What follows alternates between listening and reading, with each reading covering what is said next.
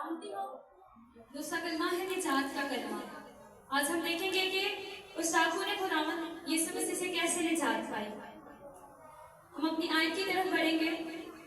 लूका 23 बाब की 43 आयत में एक मरकूम है। उसने उससे कहा, मैं तुझसे सच कहता हूँ कि तू आज ही मेरे साथ फिरदौस में होगा। यहाँ पर यीशु मसीह डाकू को कहते हैं कि तू आज ही मेरे साथ फिरदौस में होगा। जब यीशु मसीह और वो दोनों डाकू सूली पर लटके हुए थे, तो वो दोनों डाकू जो थे वो यीशु मसीह पर बुड़बुड़ा रहे थे। लेकिन कुछ टाइम बाद एक डाकू जो था वो चुप हो गया, खामोश हो गया, क्योंकि वो जान लिया था कि यीशु मसीह जो है वो एक दिन मुर्दों में से फिर वापस जी उठेगा और अपनी बादशाही को वापस कायम करेगा। और जब हमारा निजात का वक्त होता है तो जो रूह कुद्दूस हमारा अच्छा मददगार है वो हमें पहले से ही तैयार करता है। जब हमारे पास रूह कुद्दूस होता है तो फिर वो हमें निजात के लिए तैयार करता है। और हम निजात कैसे पा सकते हैं? हम निजात तब पा सकते हैं जब हमारे अंदर खुदावंद का खौफ होगा, क्योंकि जब हमारे अंदर खौफ होता है तो फिर हमें रूह उभारता है कि हम अपने गुनाहों का इकरार करें। जब हमारे अंदर उसका पाक रूह होगा तो फिर हम अपने गुनाहों का इकरार करेंगे, हमें अपने गुनाहों का एहसास होगा। और हम जब निजात पाएंगे तो हमारा सबसे पहले हमारा ईमान होगा यीशु मसीह पर, तो फिर हम निजात पाएंगे। क्योंकि उस डाकू ने भी जब वो यीशु मसीह पर ईमान लाया तो उसने निजात पाई।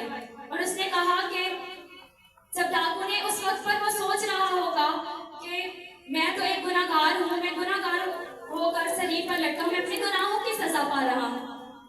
लेकिन यीशु मसीह जो रास्तबाज है उसने उसकी रास्तबाजी पर निगाह की कि वो रास्तबाज है, वो हमारे गुनाहों के लिए सलीब पर चढ़ा है, वो हमें निजात देने के लिए सलीब पर चढ़ा है।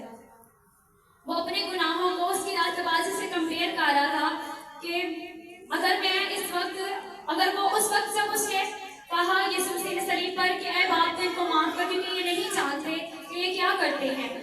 जब वो ये बात कह रहा, यीशु मसीह जब ये बात कह रहे थे तो तब उस डाकू ने खामोशी से उस बात को सोचा कि अगर वो सबके गुनाहों को बाप के हुजूर में शिकायत करके माफ करवा रहा है, तो अगर मैं उसके हुजूर में अपने गुनाहों का इकरार करके माफी मांगूंगा तो वो मुझे निजात क्यों ना देगा। जब हम अपने गुनाहों का इकरार करते हैं तो फिर वो हमें निजात देता है। आज हमने अपनी जिंदगी में गौर करनी है कि हम निजात कैसे पा सकते हैं। अगर हमारी जिंदगी में, हमारे दिलों में उसका डर और खौफ होगा तो फिर हम निजात पा सकते हैं। फिर उसका पाक रूह जो हमारा मददगार है वो हमें उभारेगा, हमें तैयार करेगा कि उसका डर और खौफ हमारे दिलों में पैदा हो। फिर हम उसकी रास्तबाजी पर निगाह करेंगे कि उसकी रास्तबाजी हमारे गुनाहों से बहुत ज्यादा अफजल है। फिर जब हम अपने पूरे दिल से यीशु मसीह से माफी मांगते हैं तो फिर वो कहता है कि उसने, उस डाकू ने अपने मुस्तकबिल में उससे फरियाद की थी, शिकायत की थी कि तू मुझे जब अपने बादशाही में आए तो तू मुझे याद करना। लेकिन यीशु मसीह ने उसको कहा कि आज ही तू मेरे साथ फिरदौस में होगा। यीशु मसीह जो है वो वक्त नहीं देखते कि हम किस वक्त उससे माफी मांगे। वो चाहता है कि हम जल्द से जल्द उसके पास आए ताकि वो हमें निजात दे। वो चाहता है कि हम जल्द से जल्द अपने गुनाहों का इकरार करें, हमें एहसास हो कि हम गुनाह में हैं, ताकि वो हमें निजात दे। आज का जो हमारा दूसरा कलमा है वो भी यही है, निजात का कलमा, कि हम उसके पास जाएंगे तो वो हमें निजात देगा। उसके कलाम में लिखा है कि तू मेरी तरफ एक कदम बढ़ा तो मैं तेरी तरफ 10 कदम बढ़ाऊंगा। उस डाकू ने एक कदम उसकी तरफ बढ़ाया तो उसने 10 कदम उसकी तरफ बढ़ाया। उसने एक ही पल में उसे ये कह दिया कि तू आज ही मेरे साथ फिरदौस में होगा। वो कैसा खूबसूरत मंजर था कि उस डाकू ने अपने गुनाहों का इकरार किया और उसने उसे बिलफौर ये कह दिया कि तू आज ही मेरे साथ फिरदौस में होगा।